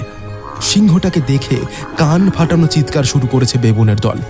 এগিয়ে আসছে প্রাণীটাকে ভয় দেখানোর জন্য সুদীপ্ত পিস্তলটা মাথার উপরে তুলে ট্রিগার টানল। খট করে একটা শব্দ হলো। সুদীপ্ত এতক্ষণ পরে বুঝতে পারল তার পিস্তলে গুলি নেই। হেয়ারম্যানের মুখোশ পরা ক্রো ব্যাপারটা বুঝতে পেরে বলে উঠলেন, এবার তোমরা কোনোভাবেই আমাকে আটকাতে পারবে না। আমি যাচ্ছি, মরো তোমরা। সুদীপ্ত হতভম্ব। এবার সে কি করবে? ক্রমশ তার দিকে এগিয়ে আসছে দানবটা। দুটো লাফ দিলেই সে সুদীপ্তর ঘাড়ে এসে পড়বে। ঠিক এই সময় সুদীপ্ত আর সিংহের মাঝামাঝি জমিতে হঠাৎই ঝাঁপিয়ে পড়ল বেবুনগুলো। সিংহটাকে ঠেকানোর জন্য তার চিরশত্রু বেবুনের খাঁচা খুলে দিয়েছে হেয়ারম্যান। সিংহের থেকে আকারে ছোট হলেও দলবদ্ধভাবে লড়াইয়ের অবতীর্ণ বেবুনেরা। তাদের দাঁতেও ধার আর ক্ষিপ্রতা কম নয়। মুহূর্তের মধ্যে এরপর প্রাণীগুলো চার পাশ থেকে আক্রমণ করে বসলো অত বড় সিংহটাকে। সিংহের গর্জন আর বেবুনের চিৎকারে ফালা ফালা হয়ে যেতে লাগলো রাত্রির নিস্তব্ধতা। ওদিকে লোকগুলোর চিৎকার চেঁচামেচির শব্দ শোনা যাচ্ছে। তারা মনে হয় ঘিরে ফেলেছে বা ঢুকে পড়েছে মরুদ্যানে। মুখোশধারী ক্রো সিংহটার সঙ্গে বেবুনের লড়াই যখন শুরু হলো তখন বাড়ির পেছন দিকে ছুটল ঠিকই, কিন্তু তারপরেই আবার ফিরে এলো অন্যদিকে পালাবার চেষ্টা করার জন্য। তা দেখে সুদীপ্তরা অনুমান করলো যে যেদিক দিয়ে তিনি পালাচ্ছিলেন সম্ভবত সেই দিক দিয়ে লোক এসে পড়েছে। আর এরপরে একটা অনাকাঙ্ক্ষিত ঘটনা ঘটে গেল। সিংহ আর বেবুনের দল ছোটাছুটি করে লড়াই করতে গিয়ে পলায়মান নকল হেরম্যানের ওপরে গিয়ে পড়ল। সিংহটা একটা থাবা চালালো একটা বেবুনকে লক্ষ্য করে, আর সেই প্রচণ্ড থাবার আঘাত বেবুনের গায়ে না পড়ে পড়ল নকল হেরম্যানের মাথায়। এক আঘাতেই মনে হলো ক্রোর মাথার খুলি চুরমার হয়ে গেল। মাটিতে পড়ে গেলেন তিনি। তার শরীরের ওপরেই লড়াই চলতে লাগলো সিংহ আর বেবুনগুলোর। হিংস্র প্রাণীগুলোর নখের আওয়াজে ছিন্ন ভিন্ন হয়ে যেতে লাগলো ক্রোয়ের শরীর। মাটিতে পড়ে রইল তার হাতের সুটকেসটা। তবে সিংহের সঙ্গে বেবুনদের লড়াইয়ের হার জিতের নিষ্পত্তি হলো না, কারণ এরপরেই বাড়ির দুপাশ থেকে শূন্যে গুলি চলতে চলতে বাড়ির পেছন দিকে উপস্থিত হলো অনেক লোক। বন্দুকের প্রচণ্ড শব্দে আর এত মানুষের কোলাহলে ঘাবড়ে গেল বিবাদমান প্রাণীগুলো। সিংহটাকে ছেড়ে দিয়ে বেবুনগুলো ছুটল প্রাচীরের দিকে। গাছবাড়িতে ওস্তাদ বেবুনের দল নিমেষের মধ্যে প্রাচীর টপকে বাইরে অদৃশ্য হয়ে গেল। আর সিংহটা কিছুক্ষণ হতভম্বের মতো দাঁড়িয়ে থেকে ছুটে গিয়ে খাঁচার ভেতরে ঢুকে পড়ল। হেরম্যান সঙ্গে সঙ্গে ছুটে গিয়ে খাঁচার দরজা বন্ধ করে দিলেন। লোকগুলো এরপরে একদম কাছে এসে পড়ল সুদীপ্ত আর হেরম্যানের। তাদের মধ্যে রয়েছে শেখ বিন কাসেম, তার হাতেও একটা পিস্তল। সুদীপ্তদের দেখে তিনি হেরম্যানের দিকে পিস্তল উঁচিয়ে বললেন, আপনি আসল হেরম্যান তো? হেরম্যান সঙ্গে সঙ্গে তার ডান হাতের অস্তিনটা গুটিয়ে একটা ছাপ দেখিয়ে বললেন, yes yes, obviously I am original. এই যে আমার হাতে আপনার শিলমোহরের ছাপ। হ্যাঁ, দেখছেন আমার হাতে আপনার শিলমোহরের ছাপ, যেটা আপনার লোকেরা আমার হাতে দিয়েছিল। হ্যাঁ, আসল লোক আর নকল লোক যাতে শনাক্ত করা যায় তার জন্য। এই যে সেটা। আর তাছাড়া আমি গলা লুকোনোর জন্য ভাঙা গলাতেও কথা বলছি না। হ্যাঁ, আমি হলাম আসল হেরম্যান, কোনো ভুল নেই। হ্যাঁ, ইনি আসল হেরম্যান, কোনো ভুল নেই। শেখ বিন কাসেম হেরম্যান আর সুদীপ্তর কথা শুনে আশ্বস্ত হয়ে পিস্তলটা নিচে নামিয়ে রেখে বললেন, ক্রোয়ের সঙ্গী দুজন গুলি খেয়ে মারা পড়েছে। এরা যে উটের দৌড়ের জন্য মরু ডাকাতদের ডেকে আনবে এতটা আমি ভাবতে পারিনি। ডাকাতগুলোকে দিয়ে আমাকে অপহরণ করিয়ে মুক্তিপণ দাবি করা অথবা আমাদের অন্য কোনো জায়গায় নিয়ে গিয়ে খুন করার পরিকল্পনা ছিল ক্রোর। তবে ওর একটা ব্যাপার অজানা ছিল, যে আমাদের মতো শেখদের মতো দুজন নিরাপত্তা রক্ষী থাকে না, 50 জন দেহরক্ষী থাকে, এবং তারা আমাদের থেকে দূরেও থাকে না। একটানা এতগুলো কথা বলে শেখ প্রশ্ন করলেন, কিন্তু শয়তানটা কোথায়? শেখের প্রশ্নের জবাবে হেরম্যান আঙুল তুলে দেখালেন কিছু দূরে মাটিতে পড়ে থাকা ক্রোয়ের দেহটা। শেখের সঙ্গে সুদীপ্ত আর হেরম্যান সেখানে গিয়ে দাঁড়ালেন। সিংহের থাবাতে সত্যিই ক্রোর মাথার খুলি ভেঙে গেছে। মুখ থেকে ছিঁড়ে ঝুলছে তার মুখোশটা। সারা শরীর তার ছিন্ন ভিন্ন, আর কয়েক হাত তফাতে পড়ে আছে শেখের ডলার আর সোনার বাট ভর্তি সুটকেসটা, যেটা নিয়ে ক্রো পালাতে যাচ্ছিলেন। হেরম্যান এরপরে শেখকে খুলে বললেন শেখ মরুদ্যানে প্রবেশ করার আগে এ জায়গায় যে ঘটনা ঘটল তার কথা। সব শুনে শেখ বললেন, চলুন এবার বাড়ির ভেতর ঢোকা যাক। কাল সকালে এরপর যা করার করব। শেখের নির্দেশে তার সুটকেসটা তুলে নিল তার এক অনুচর। চাঁদের আলোতে পড়ে রইল ক্রোর মৃতদেহ। ক্লান্ত বিধ্বস্ত সুদীপ্ত আর হেরম্যান শেখের সঙ্গে এগুলো বাড়ির ভেতরে রাত্রিবাসের জন্য। পরদিন সকালে বাড়ির বাইরে দাঁড়িয়ে কথা বলছিলেন হেরম্যান আর সুদীপ্ত। হেরম্যান বললেন, ক্রোয়ের ডাকে আমি এখানে এসেছিলাম ঠিকই, কিন্তু ক্রো যে এত বদলে গেছে, এত ভয়ঙ্কর লোভী মানুষে পরিণত হয়েছে, তার সঙ্গে আমার দীর্ঘদিন সাক্ষাৎ না হওয়ার কারণে ধারণাই ছিল না। আসলে সে আমাকে এখানে ডেকেছিল যাতে আমি শেখের কাছে বলি যে ওটা সান লায়ন। সেজন্য আমার ক্রিপ্টোজুলজিস্ট হিসেবে নাম আছে, আমি সিংহটাকে সানলায়ন বলে সার্টিফিকেট দিলে তিনি জন্তুটা চড়া দামে কিনবেন, আর সেজন্যই আমাকে ডেকেছিল ক্রো। কিন্তু যখন সিংহটাকে সানলায়ন বলতে রাজি হলাম না, তখন সে আমাকে বলল যে জুয়াতে তার অনেক ধার হয়ে গেছে আমেরিকাতে, সিংহটা তাকে চড়া দামে বিক্রি করতেই হবে শেখের কাছে। আমি তাকে সাহায্য করলে সে আমাকে টাকার একটা ভাগ দেবে। ভাবো একবার। কিন্তু তার দেখানো লোভেও যখন আমি রাজি হলাম না, তখন সে আমাকে একটা ঘরে বন্দি করে রাখলো। হয়তো হয়তো আমাকে খুন করার পরিকল্পনাই ছিল, কিন্তু তুমি এখানে আসার পর রাতে আমি আব্দুলকে কাবু করে পালাই। তুমি যাকে প্রাচীর টপকাতে দেখেছিলে, সে লোক আমিই ছিলাম। পালাতে গিয়ে মরুভূমিতে শেখের লোকজনের সঙ্গে দেখা হয়ে গেল। তারা আমাকে শেখের কাছে নিয়ে গেল। আমি শেখকে সমস্ত কথা জানালাম। তখন শেখ ঠিক করলেন যে ক্রোকে জব্দ করবেন। তাই তিনি তার দেহরক্ষীদের বড় দলটাকে আত্মগোপন করতে বলে সামান্য কয়েকজনকে নিয়ে হাজির হলেন এখানে।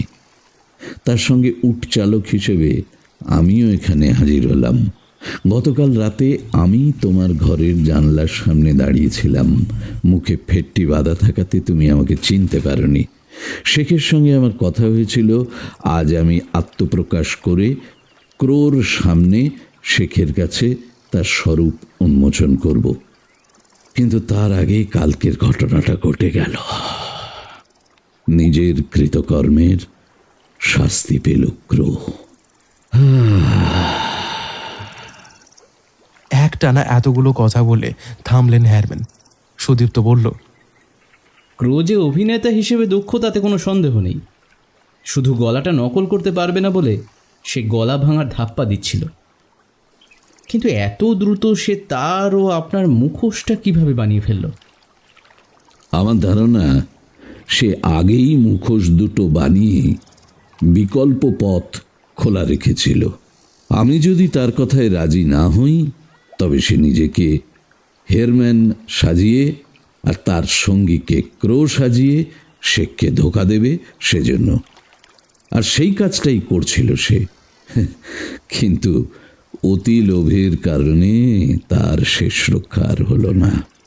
হেরম্যানের কথা শুনে সুদীপ্ত তাকে প্রশ্ন করতে যাচ্ছিল, প্রাণীটা সানলায়ন নয়তো কি? কিন্তু ঠিক সেই সময় বাড়ির ভেতর থেকে রক্ষী পরিবৃত হয়ে বেরিয়ে এলেন শেখ বিন কাসেম। তিনি হেরম্যানকে বললেন, চলুন দেখে আসা যাক প্রাণীটার অবস্থা এখন কেমন আছে। শেখের সঙ্গে সুদীপ্তরা পৌঁছে গেল বাড়ির পেছন দিকে। ক্রোর মৃতদেহের উপরে একটা কাপড় চাপা দেওয়া হয়েছে। দেহটাকে অতিক্রম করে তারা পৌঁছে গেল খাঁচার সামনে। পর্দাটা সরিয়ে ফেলা হয়েছে। ভেতরে বসে আছে সেই বিশাল জন্তুটা। সূর্যের আলোতে ঝলমল করছে তার সোনার অঙ্গ। তবে বেবুনের আক্রমণে তার দেহে কয়েকটা ক্ষতচিহ্ন সৃষ্টি হয়েছে। সুদীপ্ত কোনো প্রশ্ন করার আগেই হেরম্যান বললেন, এই জন্তুটাকে ক্রো সভ্য জগতের কোনো চিড়িয়াখানা থেকে সংগ্রহ করে এখানে এনেছিল। কারণ এমন প্রজনন চিড়িয়াখানাতেই হয়। এই প্রাণীটার নাম লাইগার। লায়ন আর টাইগারের সন্তান। দেখো, ওর কপালে একটা ফুটকি আছে, রাইট? আর ওটা দেখেই আমি বুঝেছিলাম যে এটা রূপকথার সান লায়ন নয়, এটা হলো লাইগার।